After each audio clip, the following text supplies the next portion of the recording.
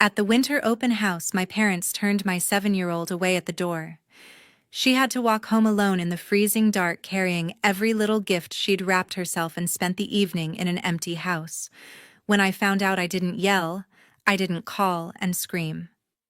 I stayed quiet, signed one paper, and 3 hours later their perfect little world began to crack. My name is Teresa. I got home late that night after a long nursing shift, expecting silence, because Cassidy was supposed to be at my parents' annual winter open house, the one they host every year, with the house packed full of relatives, games, warm food, and the sleepover she'd been counting down to for weeks. Instead, the second I opened the door, the cold hit me. Her tiny boots were lined up neatly by the entry. Her coat was hanging exactly where she always leaves it. The small bag of handmade gifts she'd been so proud of sat untouched beside them, tags still on everything, just as she'd carried it out that morning. Cassidy was sitting at the kitchen table in the same outfit I'd dropped her off in, shoulders hunched, trying to take up as little space as possible. Not crying, not making a scene. Just small. "Cassidy," I said softly. She looked up right away. "Hi, Mom. You're supposed to be at Grandma and Grandpa's." "I know." I kept my voice steady. "Why are you here?" She hesitated, then answered in that flat tone kids use when they've already practiced the words. "They said there wasn't enough room for me." I felt something inside me go still. I sat down beside her, pulled her into my arms, and held her tight while the anger started building. But I didn't let it out. Not yet. If you've ever been shut out by the people who are supposed to love you unconditionally, drop it in the comments. Tell me I'm not alone. And subscribe, because this one gets darker before it gets better. I held her there for a long moment, feeling the small rise and fall of her breathing against my chest. She didn't pull away, just stayed pressed close, like she was afraid to let go. Finally, I eased back a little and brushed the hair from her face. "Sweetheart," I said softly, "can you tell me what happened?" "From the beginning." Cassidy nodded, but the words didn't come right away. She picked at the edge of her sleeve, eyes fixed on the table. At 7, she wasn't great at lining everything up in order, so I had to draw it out gently, one piece at a time. "You got to Grandma and Grandpa's okay?" I asked. "Yeah." I rang the bell and Grandma opened the door. Her voice was small, careful. She looked surprised at first, like maybe she forgot I was coming. I kept my expression steady. Then what she said, the house was really full already. Lots of people inside. She told me to wait on the porch for a minute because the grown-ups were talking. I felt a twist in my stomach, but I just nodded. "Okay, how long did you wait?" "Not super long." Then Zachary came over. She hesitated, her fingers tightening on the sleeve. He saw my bag of gifts and kicked it a little, not hard but enough that it moved. He laughed and said my winter outfit looked cheap, like it didn't match what everyone else was wearing inside. Zachary, my sister Robyn's son, a couple years older and always quick with a smirk. I pictured him standing there in the doorway, the light from the house spilling out behind him and no one correcting him. "Did anyone say anything to him?" I asked quietly. Cassidy shook her head. "Grandpa was nearby, but he just told everyone not to make a fuss." Then Grandma said again, "There weren't enough chairs, and it would be better if I came another time. Better if she came another time. Like my daughter was an afterthought they could reschedule. What about the gifts?" I pressed, keeping my tone even. "She said it wasn't convenient to take them right now. Told me to bring the bag home." Cassidy's lower lip trembled for the first time. I tried to hand her the one I made for her, but she just looked at it and said, "Maybe later." I swallowed hard, imagining her standing there on the porch in the cold, holding out something she'd poured her heart into, only to have it pushed back. "And your phone died." She nodded. I asked if I could use theirs to call you. Grandma shook her head and said it would just complicate things, that you were busy anyway. Busy. Right.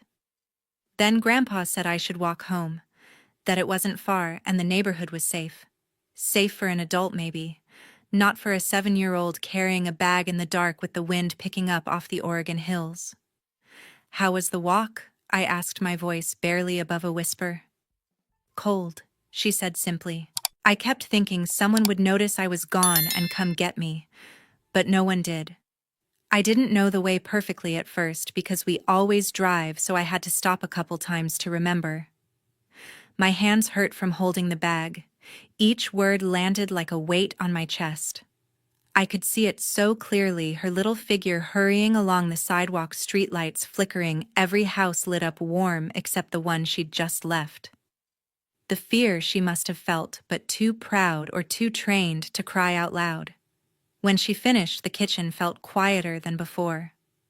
I pulled her closer again, resting my chin on her head. You did absolutely nothing wrong, I told her firmly. You were kind. You showed up with gifts. You were polite. If anyone should feel bad, it's the people who sent a child out into the cold. She made a tiny sound, half relief, half doubt, like she wanted to believe me but wasn't sure yet. I stood up, still holding her hand. Come on. Let's get you warmed up. I made hot chocolate the way she liked, extra marshmallows floating on top, the steam rising in curls. We moved to the couch, wrapped in the same blanket, her head against my side. She sipped slowly at first, then faster as the warmth sank in. For a while we didn't talk. I just stroked her hair and let her be. The anger was there, burning low and steady, but I kept it locked down. She didn't need to see it tonight. She needed to feel safe. Gradually, her eyelids grew heavy. The mug slipped from her fingers to the coffee table and she leaned fully into me, breathing slowing. I watched the faint tear tracks on her cheeks dry her face, smoothing out in sleep. She looked so young, so fragile, and something inside me hardened into resolve.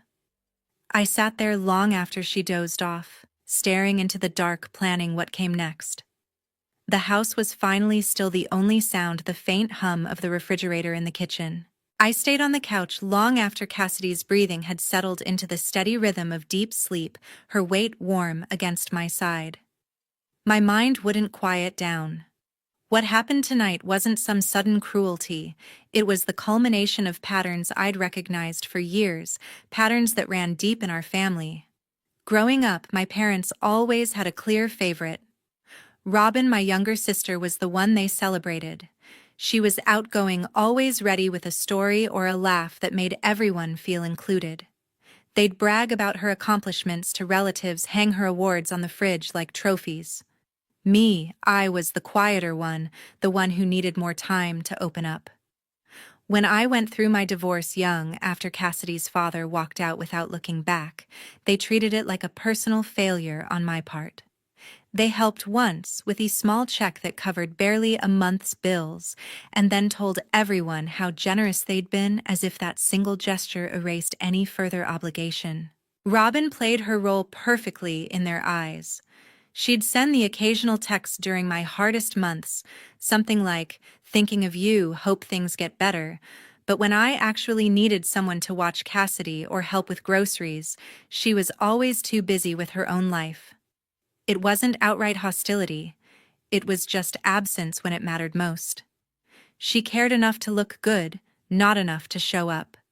Then there was Grandpa George, my mother's father, the one person who never made me feel like a disappointment. He was the steady presence in my life, the one who showed love without conditions or scoreboards. After the divorce, when I was scrambling to keep things together as a single mom working shifts, he stepped in quietly. Every month he covered part of the mortgage payment on my parents' house, the big place they loved, showing off because he wanted the family to have space to gather during the holidays. He'd slip me extra for Cassidy's needs too, never making a fuss about it. But he wasn't perfect. We'd had our share of arguments over the years. He hated how fiercely independent I became, pushing away help because I didn't want to owe anyone. There was one blow-up I still remembered clearly. He accused me of shutting people out, of punishing myself more than necessary. "You don't have to do everything alone," he'd said, voice raised in frustration. I'd fired back that relying on family hadn't exactly worked out for me. We didn't speak for weeks after that, but he never stopped the support. Eventually we patched it up with his usual gruff apology and my quiet acceptance. He was getting older now, his legs giving him trouble on stairs, his energy not what it used to be. He lived alone in his modest home a short drive away, managing with a walker on bad days, but still sharp as ever upstairs. Cassidy adored him. He'd let her help in the kitchen, tell her old stories about when I was little, and always had time for her drawings or questions. He'd light up around her in a way that made the rest of the family's indifference stand out even more. What hurt the most was remembering how he used to talk about why he helped with the house. "So there's room for all of you," he'd say, especially around winter gatherings. Family should have a place to come together when it's cold outside. He believed in that, deeply poured his retirement savings into making it possible. Yet lately, visits to him had dwindled. My parents would call occasionally to check in, then act like that counted as real effort. Robyn barely mentioned him unless it involved some future benefit. Sitting there in the dim living room, I traced those threads back further. The favoritism wasn't new. It had shaped how they saw obligations, who deserved what. They'd built their comfortable life partly on Grandpa George's generosity, treating it like something earned rather than given freely. And now that same mindset had extended to Cassidy, my bright, eager daughter, reduced to an inconvenience because she didn't fit neatly into their evening. The unfairness of it settled heavy in my chest. He'd given so much to keep the family connected, only to watch them pull away when he needed them more. And tonight, they'd used the space he helped provide to exclude the one person who still looked forward to being part of it all. I glanced down at Cassidy, peaceful in sleep, and felt a surge of protectiveness. This wasn't just about one bad night. It was about years of imbalances finally tipping too far. That surge pushed me to my feet. I couldn't just sit with it anymore. I carried Cassidy gently to her bed, tucking the blanket around her before grabbing my phone. It was later than I usually called anyone, but Grandpa George had always been a night owl, and I needed him to hear this straight from her if she could manage it. I dialed the video call, settling back on the couch as the ringtone filled the quiet room. He answered quicker than I expected, his face appearing on the screen, with the familiar background of his living room lamp glowing behind him. His eyes crinkled at first in that warm way they always did when he saw me. "Teresa," he said, voice gravelly but alert. "Everything all right?" I hesitated, then turned the phone so he could see Cassidy's empty spot beside me before explaining softly that she'd fallen asleep. But I needed to talk. He nodded, waiting patiently as I recounted the evening in simple terms, the unexpected turn at my parents' door, the way she'd come home alone. Before I finished, Cassidy stirred from the bedroom, drawn by the sound of his voice through the speaker. She padded out in her socks, rubbing her eyes, and climbed onto the couch next to me without a word. I angled the phone so he could see her fully. "Hi, Grandpa," she mumbled, leaning in close. His expression softened immediately. "Hey, kiddo. Rough night." She nodded, then said quietly, just one short sentence that hit harder than any long explanation. "I think I did something wrong. That's why they sent me away." The change in him was instant. His face, usually quick with a smile, for her darkened brows drawing together, jaw tightening in a way I hadn't seen often. He didn't interrupt or rush to comfort. He just let the words hang there, absorbing them. I filled in the few details he asked for, keeping my voice low and steady. How full the house was the suggestion she walk back on her own. He listened without comment at first, eyes fixed on the screen, the lines around them deepening. Finally, he spoke, his tone measured, but edged with something firm. "I've helped them all these years because I thought that's what family does, keeps a place for everyone, especially the kids." He paused, glancing at Cassidy again, then back to me. "I can't accept my great-granddaughter being treated like she doesn't belong there." Cassidy shifted closer but stayed silent, watching him with wide eyes. He didn't push her to say more. Instead, he addressed me directly. "Take care of her tonight," he said. "Make sure she knows none of this is on her." "I will," I promised. He nodded slowly, the weight of the conversation showing in the way he rubbed his chin. I need to think this through. We'll talk soon. The call ended with his voice a little lower than usual, almost gruff. Sleep well, both of you. Lock up tight. The screen went dark, leaving the room quieter than before. I set the phone down and pulled Cassidy against me again, her head resting on my shoulder. She didn't ask questions. She just sighed and closed her eyes, trusting that things would feel better in the morning. I sat there holding her, replaying his words in my mind. There was no dramatic promise, no immediate threat, just that quiet resolve I knew so well from him. It was enough to ease some of the tightness in my chest, enough to let me breathe a little deeper. Cassidy's breathing evened out once more, and I carried her back to bed, lingering for a moment to watch her settle. Whatever came next, at least she had someone else in her corner who saw tonight for what it was. Back in the living room, I turned off the lights and stood by the window for a while, looking out at the empty street. The cold night air pressed against the glass, but inside things felt a fraction less heavy. Morning light filtered through the curtains, but my phone stayed silent. I'd tried reaching Grandpa George a few times already, each unanswered ring tightening the knot in my stomach a little more. He wasn't one to ignore calls, especially not after last night's conversation. Worry crept in, steadily pushing me to grab my keys sooner than I'd planned. Cassidy was finishing breakfast when I told her we were heading out to check on him. She didn't ask many questions, just slipped on her shoes and buckled in beside me. The drive to his place felt longer than usual, my grip tight on the wheel as scenarios played out in my head. His modest house looked quiet when we pulled up, no lights on inside that I could see, no movement at the windows. I knocked first, then used my spare key when there was no answer. The rooms were tidy, his walker in its usual spot but empty. A neighbor watering plants across the street caught my eye as I stepped back outside. "Morning," I said, keeping my voice casual despite the rising unease. "Have you seen my grandfather today?" She set down the hose, frowning slightly. "Early, yeah. Your parents came by in their car and picked him up.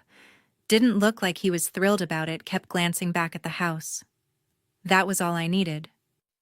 I thanked her quickly, helped Cassidy into the car, and headed straight for my parents' place. The route was familiar. The same streets Cassidy had walked alone in the cold, but I pushed the thought aside to focus on what lay ahead. Their driveway was empty except for their vehicle when I arrived. I parked and took Cassidy's hand as we walked up, her small fingers squeezing mine. I knocked hard, 3 sharp raps that echoed. My mother opened the door just a crack, at first her expression shifting to guarded the moment she saw us. "Mom," I said firmly, "where's Grandpa George?" She hesitated, then opened the door wider but stayed blocking the entry. "He's resting. It's not a good time. I need to see him. Now." My father appeared behind her, arms crossed. "Teresa, he's fine. We brought him here to keep an eye on him after he seemed upset last night." Upset last night. As if they had any idea what the call had really been about. "He doesn't live here," I replied, my voice staying level for Cassidy's sake. "You can't just take him without asking." My mother's lips pressed thin. "He's family. We're looking out for him. He doesn't need visitors stirring things up right now." Cassidy shifted closer to me, her grip tightening. I felt her trembling slightly and squeezed back reassuringly. "I'm not leaving until I hear it from him that he wants to be here," I insisted, stepping forward. My father shook his head. "Not happening. Go home." The refusal hit harder each time. I tried once more, raising my voice just enough. "Let me talk to him. 5 minutes." "No," my mother cut in sharply. "He's sleeping, and you're making a scene." Cassidy looked up at me, then eyes wide with the same worry I felt churning inside. The standoff stretched, tension thick in the air between us. They weren't budging, and every second they blocked the door fed the fear that something wasn't right. I pulled out my phone, thumb hovering over the screen. My parents exchanged glances, realizing what I was doing. "You're seriously calling the police?" my mother asked, incredulous. "Yes," I said calmly. I'm requesting a welfare check on my grandfather, an elderly man who may have been taken from his home without consent. I dialed 911, speaking clearly to the dispatcher. Grandpa George advanced age mobility issues, last seen being picked up early this morning by family members who are now refusing access. Possible concern he's not there voluntarily. I gave the address and stayed on the line until they confirmed officers were en route. My parents stood there, faces tightening with frustration and something close to panic. Cassidy held my hand tighter, staying quiet but close. The wait felt endless, the cold morning air biting as we stood on the porch they wouldn't let us cross. The patrol car pulled up within minutes, 2 officers stepping out and approaching the porch with calm professionalism. My parents shifted uncomfortably, my mother smoothing her sweater as if this were just a minor inconvenience. The lead officer asked a few straightforward questions: who lived here, relation to Grandpa George, reason for the call. My father tried to take control. There's no emergency. He's family resting inside. This is all a misunderstanding. The officer nodded politely but didn't back down. We still need to speak with him directly to confirm he's okay and hear of his own choice. My mother glanced at me with a mix of anger and embarrassment, then reluctantly stepped aside. The officers entered and we followed at a distance, Cassidy staying close by my side, her hand still in mine. The house smelled faintly of coffee and the lingering warmth from last night's gathering, but the atmosphere felt heavy now. Grandpa George was seated in the back living room, his walker within reach, a blanket draped over his lap.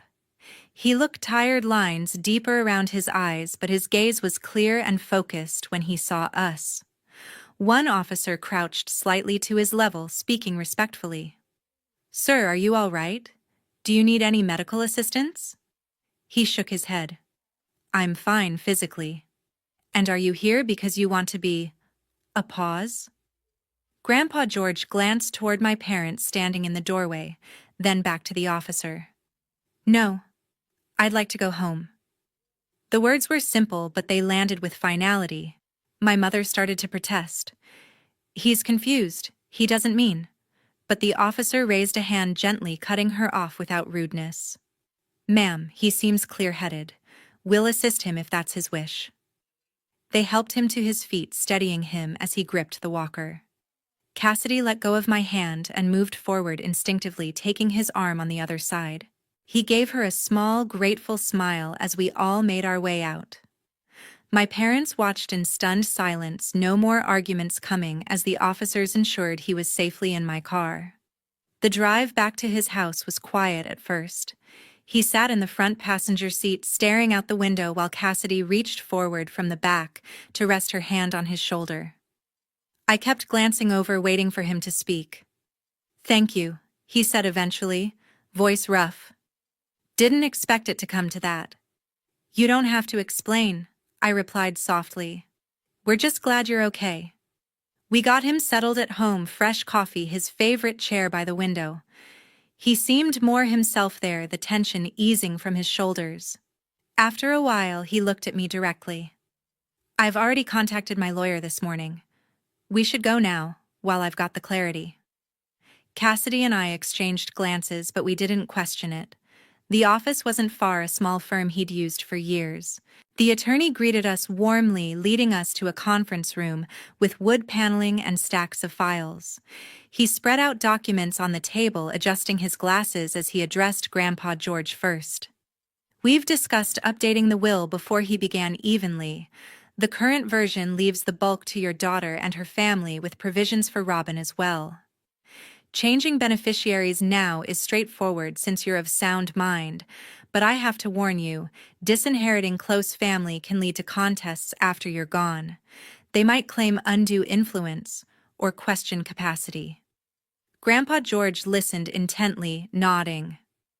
"I understand the risks. I've thought about this longer than today." The lawyer turned a few pages, pointing out sections.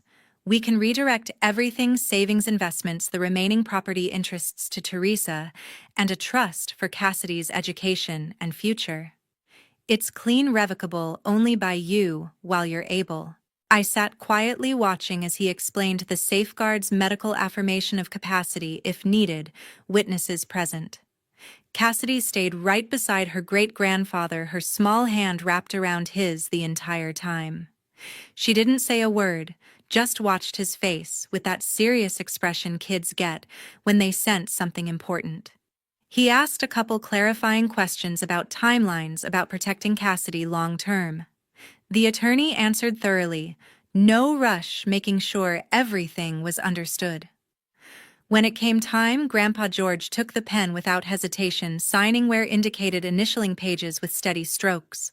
The lawyer notarized, witnesses from the office signed, and it was done. He slid copies across the table, the weight of the moment settling in the room. Grandpa George leaned back, exhaling slowly. Cassidy squeezed his hand tighter, her eyes fixed on him, silent but present in a way that said more than words could. My phone started buzzing more than usual in the days that followed. The first real outburst came from Robyn. I was folding laundry when her name lit up the screen.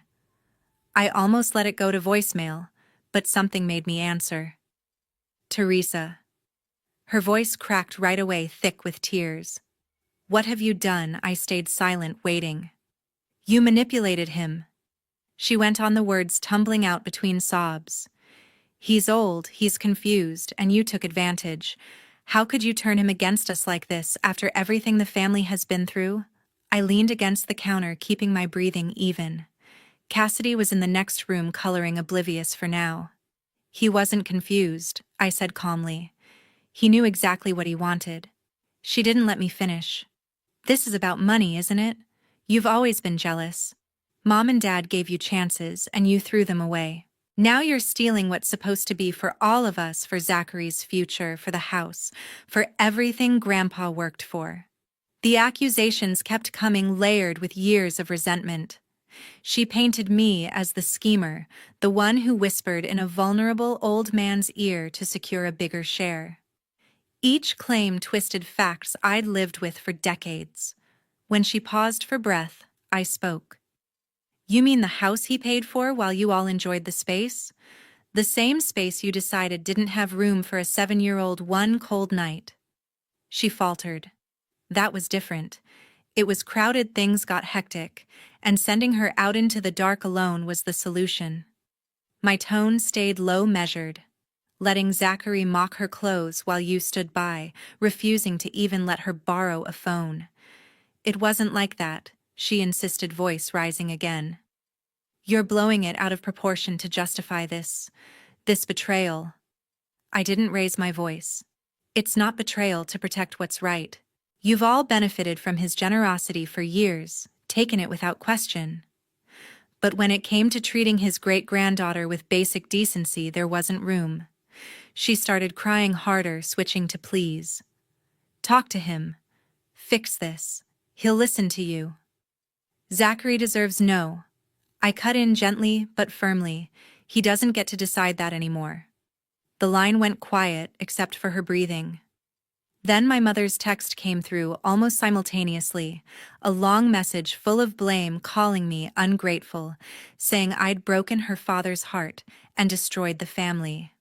She ended with a threat to fight it legally to prove Grandpa George wasn't in his right mind. I read it once, then set the phone down. Robyn was still on the line, waiting for a response that would soften things. Instead, I said the only thing left. My daughter has learned how to stay silent from this family. Then I hung up. The phone buzzed again almost immediately. More texts, another call from a number I recognized as my father's. I let them pile up for a moment, reading the escalating anger, the shift from tears to outrage. They accused me of isolating him, of poisoning years of relationships for my own gain. I didn't reply to any of it. When the notifications became too much, I blocked Robyn's number first, then my mother's, then my father's. One by one, the connections severed with a few taps. No dramatic declaration, no final message, just silence on my end. Cassidy wandered in, then holding up a drawing for me to see. I smiled, took it from her, and hung it on the fridge without a word about the phone. She didn't need to know the details yet. The quiet that followed felt different, cleaner, like closing a door that had been letting in cold air for too long. No more explanations, owed no more defending choices they'd never understood. I deleted the voicemail notifications without listening, cleared the text threads, and turned the phone face down. Whatever came next, legal threats or regret, I wasn't opening that door again. Looking back now, the change feels like a quiet revolution in our daily lives. Grandpa George moved in with us not long after everything settled, and we transformed the house to make it truly comfortable for him. Wider doorways, a new ramp at the entrance, grab bars in the bathroom, and his bedroom on the main floor so stairs weren't an issue. He grumbled at first about being a burden, but the truth was, he brought life to the place. Mornings started with the smell of his strong coffee. Evenings often ended with him reading stories to Cassidy in that deep, steady voice she loved. Cassidy blossomed in ways I hadn't anticipated. At 8 now, she carried herself differently, shoulders back, eyes brighter. She started inviting friends over without hesitation, turning the living room into a fort-building zone, or the backyard into an adventure playground. Her laughter filled the house, more often genuine and unguarded, the kind that comes when a child no longer second-guesses whether they belong. Grandpa George watched it all with quiet satisfaction, joining in when he could, teaching her card games at the kitchen table, or sharing old photos that made her giggle at my younger self. He had good days and tougher ones with his mobility, but being surrounded by us seemed to ease the frustration. We kept routines, simple walks when the weather allowed, movie nights with popcorn, small traditions that built security without fanfare. As for my parents, word filtered through mutual acquaintances that they'd downsized to a smaller apartment after losing the monthly help with their mortgage. No more big gatherings like the ones they used to host, the kind where the house overflowed with people and noise. Life looked tighter for them, more contained. Robyn and Zachary faded into the background too, their updates sparse and secondhand. I never sought details, and none came directly. The real shift showed in Cassidy's choices. She became selective about who she spent time with, gravitating toward friends who showed up consistently, who celebrated her without conditions. One afternoon, I overheard her telling a playmate, "Real friends make you feel like there's always room for you." She said it casually, but it stopped me in my tracks, the way she'd internalized what truly mattered. Watching her navigate that at such a young age made the distance from certain parts of our extended family feel less like a loss and more like protection. Grandpa George noticed too. He'd pull her close sometimes and say, "You've got a good heart, kiddo. Guard it well." Our home became a sanctuary of uncomplicated affection. No scorekeeping, no favoritism, just presence. Cassidy thrived in it, her confidence growing roots that I hoped would hold strong through whatever came next. In the end, that's the truth. This whole experience carved into me. Family isn't defined by blood alone. It's built in the everyday choices, the people who make space for you without hesitation, who show up when it's inconvenient, who love without keeping tally. Sometimes creating that safe circle means drawing firm lines, even with those who share your history. It's painful, but it's necessary. Cassidy taught me that as much as I tried to teach her. Seeing her choose kindness, surround herself with those who lift her up, it's proof that breaking away from what hurts can lead to something stronger. If you're facing something similar, know that protecting your peace and your child's is worth it. True family is where you're valued, not tolerated.